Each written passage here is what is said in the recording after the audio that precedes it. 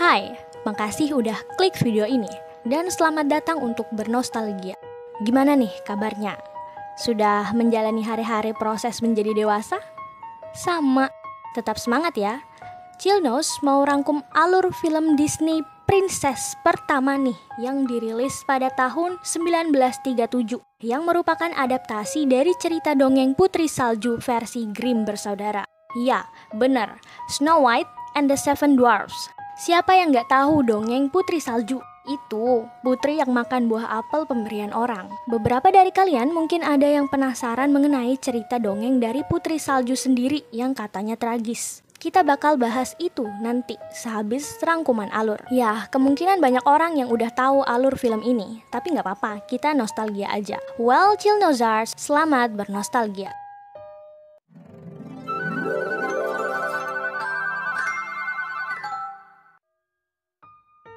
Mulanya kita diperlihatkan adegan kisah singkat tentang Snow White yang ditelantarkan oleh ibu tirinya sendiri atau Evil Queen. Snow White dipakaikan baju lusuh seperti pembantu dengan harapan agar kecantikannya tertutupi. Ya, Evil Queen ini adalah jenis wanita yang terobsesi dengan kecantikan. Namun setelah beberapa tahun, kecantikan Snow White tetap terpancar walau memakai pakaian lusuh sekalipun. Evil Queen, tokoh antagonis di film ini, merasa harus menjadi wanita tercantik di muka bumi. Dia seringkali bertanya ke cermin ajaib saat mendapat informasi bahwa Snow White adalah wanita yang paling cantik, hatinya seketika dengki.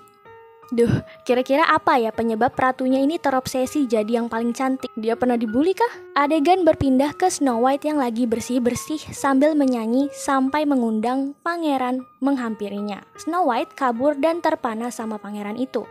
Di jendela, Evil Queen melihat itu. Dia pun memanggil The Huntsman yang diperintahkan untuk membunuh Snow White dan jantungnya harus ditaruh di dalam sebuah kotak.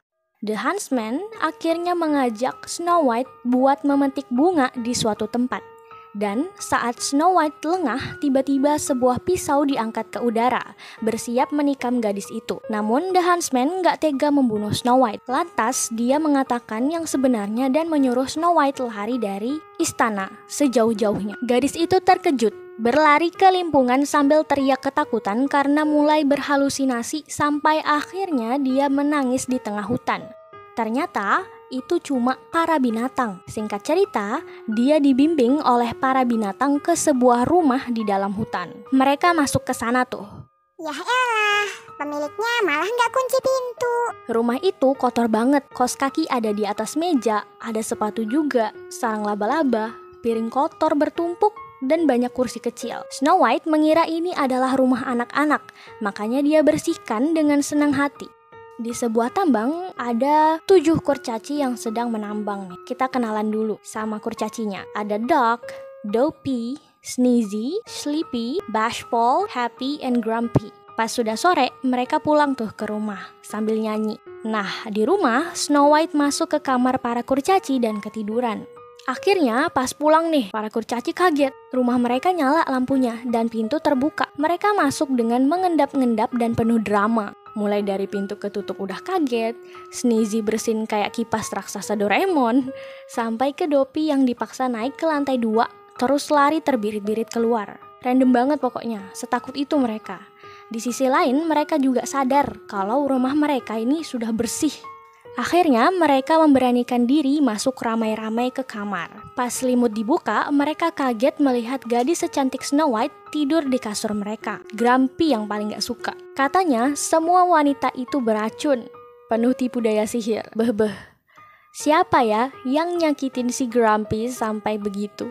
Snow White pun bangun dan terkejut juga. Mereka berkenalan dan singkat cerita, Snow White diizinkan tinggal karena dia adalah seorang putri yang bisa masak. Ya, walau Grumpy masih ogah gitu, terima dia di sini.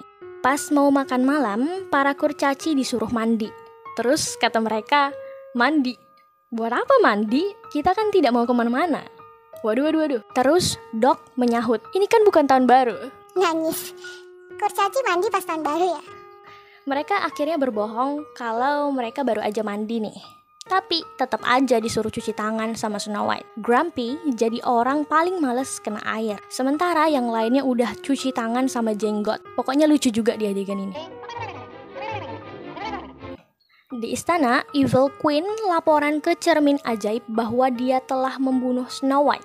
Dan jantungnya ada di dalam kotak. Tapi, kata cermin ajaib, Snow White masih ada di dalam hutan. Yang ada di dalam kotak bukan jantung Snow White, tapi jantung B2.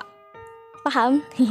Evil Queen marah dan pergi ke ruangan bawah tanah untuk membuat ramuan merubah diri menjadi buruk rupa, seperti nenek-nenek, biar bisa samperin Snow White ke sana. Dia membuat apel beracun yang bisa menyebabkan orang tidur seperti mati dalam satu gigitan. Dan rencananya besok bakal dikasih ke Snow White. Tapi sesungguhnya bersama kesulitan kan ada kemudahan gitu kan. Kutukan tidur mati karena apel pasti ada penawarnya. Nah, penawarnya adalah Love's First Kiss. Evil Queen langsung berpikir kalau Snow White tidur mati, nanti dia bakal dikubur deh sama kurcaci pastinya. Jadi dia merasa gak apa-apa, penawarnya gak bakal ketemu. Di rumah, para kurcaci dan Snow White menari malam-malam, kayak bangun chemistry gitu. Besoknya pas kurcaci pergi kerja, Snow White ciumin satu-satu kepala mereka. Oh my god, termasuk si Grumpy yang diam-diam baper. Saat lagi asik bikin pie, Snow White ketemu sama Evil Queen yang udah berubah bentuk. Dia menawarkan apel merah dengan iming-iming harapan Snow White akan terkabul. Tahu apa harapan Snow White? Yaitu disamperin pangeran, dibawa ke istana, dan hidup bahagia selamanya. Gimana ya, nggak berani ngejudge. Mungkin itu adalah impian para perempuan di tahun 1937. Para binatang yang berteman dengan Snow White punya firasat buruk nih. Jadi pergi menghampiri para kurcaci yang di perjalanan menuju tambang. Mereka semua pun tergerak hatinya untuk menyelamatkan Snow White. Apalagi si Grumpy, yang paling depan dia. Sayangnya, pas mereka sampai, Snow White udah gigit apel itu dan tidur kayak orang mati. Sementara para kurcaci mengejar Evil Queen yang lari ke atas tebing, hujan-hujanan. Ini masih dipimpin Grumpy BTW. Baru aja Evil Queen mau menjatuhkan batu besar, dia udah kena karma instan duluan dan tamat di tempat. Kurcaci pulang ke rumah dan nangis tentunya. Grumpy yang awalnya paling kasar jadi paling sedih. Kayaknya nyesel banget itu. Berkebalikan dari ekspektasi Evil Queen, para kurcaci ternyata tidak tega menggubur Snow White. Mereka malah membuat peti mati dari kaca dan emas, lalu terus berjaga di sampingnya. Dari kejauhan, pangeran mendengar berita itu dan datang berkunjung. Ketika tahu itu Snow White, dia langsung ya gitu. Snow White pun bangun, membuat semuanya senang. Impiannya benar-benar terjadi. Dia jadi dibawa oleh pangeran. Dibawa doang. Ke istananya nggak tahu benar apa enggak. Tamat. Begitulah rangkuman alur film Snow White and the Seven Dwarfs yang mengajarkan kita untuk jangan sembarangan makan makanan dari orang asing. Ya, takut ada apa-apanya. Gitu aja. Chillnose kasih rating 7 dari 10.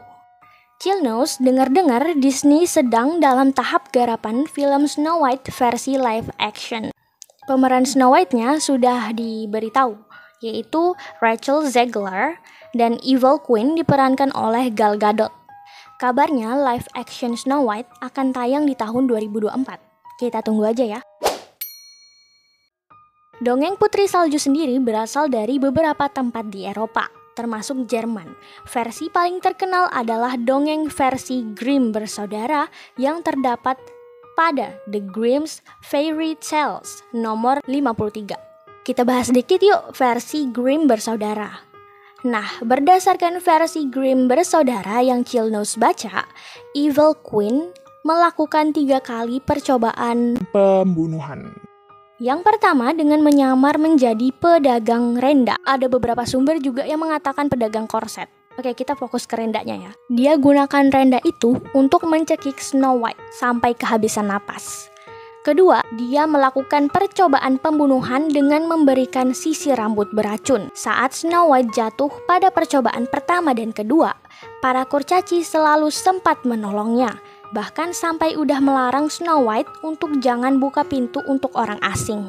Namun di percobaan ketiga Evil Queen, Snow White luluh lagi karena ratu membawa apel merah. Dia membujuk Snow White untuk makan itu dengan sedikit pembuktian. Nah, di sini Evil Queen berhasil membelah dua apel tersebut dan memakan bagian putihnya yang tidak beracun. Sementara Snow White makan bagian merahnya.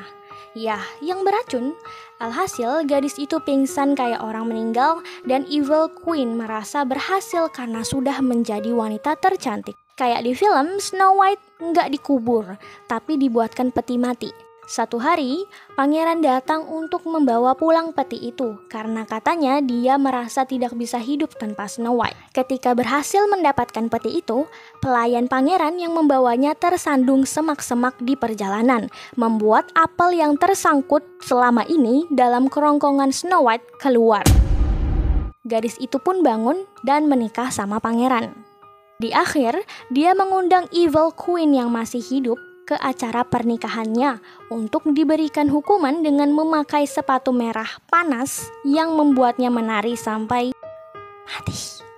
Wow, agak mengejutkan ya cerita versi Grimm. Sementara di versi Disney kan dibuat happy ending dan gak setragis cerita aslinya gitu kan, karena ditujukan buat anak-anak. Kalau teman-teman Chillnozers ada tambahan boleh komentar. Oh iya, buat yang mau nonton Snow White and the Seven Dwarfs versi Disney dan baca cerita pendek versi Grimm tapi bahasa Inggris, linknya ada di deskripsi ya. Segitu aja dulu dari Chillnoz, kurang lebihnya mohon maaf. Terima kasih sudah mau nonton, jangan lupa like, comment, dan subscribe. Jumpa di video lainnya dan salam chills.